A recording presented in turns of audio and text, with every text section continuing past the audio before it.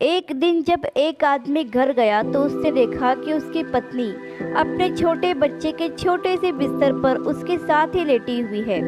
उस आदमी को आश्चर्य हुआ और उसने कहा कि अगर तुम आराम करना चाहती हो तो तुम अपने बिस्तर पर लेट जाओ, यहाँ तो तुम अधिक थक जाओगी। उसकी पत्नी उठ बैठी और उसकी आंखों से आंसू बहने लगे। पति चिंतित हुआ। पूछने पर पत्नी ने बताया कि वह सुबह कुछ चीजें देने के लिए एक अनाथालय गई थी। वहां उसने छोटे बच्चों को देखा जो केवल कुछ ही महीनों के थे और चुपचाप अपने खाटों में लेटे हुए थे। वो बहुत खुश हुई तो उसने महिला पर्यवेक्षक से पूछा, आपने इन छोटे बच्चों को इतनी अच्छी तरह से कैसे प्रशिक्षित किया है? कृपया मुझे भी सलाह दे, मेरा भी एक छोटा बच्चा है। पर्यवेक्षक महिला ने उत्तर दिया कि हम प्रार्थना करेंगे कि आपका बच्चा कभी ऐसे आज्ञाकारी न हो और मालिक आपको उसके लिए जीवित रखे। जब ये बच्चे यहाँ आते हैं तो शुरुआती दिनों में भूखे होने पर और डायपर खराब होने पर रोते हैं, लेकिन हमारा स्टाफ बच्चों पर व्यक्तिगत ध्यान देने के लिए पर्याप्त नहीं है, इसलिए हम उन्हें रोने देते हैं। कुछ ही दिनों में उन्हें इस बात की आदत हो जाती है कि यहाँ रोने से उनकी ज़रूरतें पूरी नहीं होगी, चाहे खाना खिलाना हो या डायपर बदलना।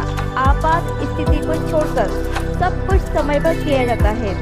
जब वे इसे समझते हैं तो उनका रोना कम हो जाता है और धीरे धीरे पूरी तरह से बंद हो जाता है।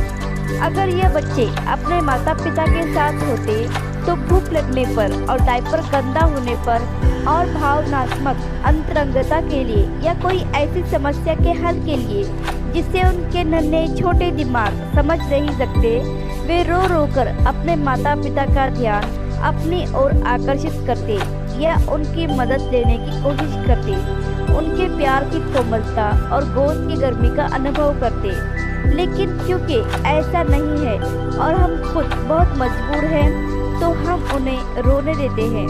कुछ दिन बाद वे अपने आप थक कर खामोश हो जाते हैं।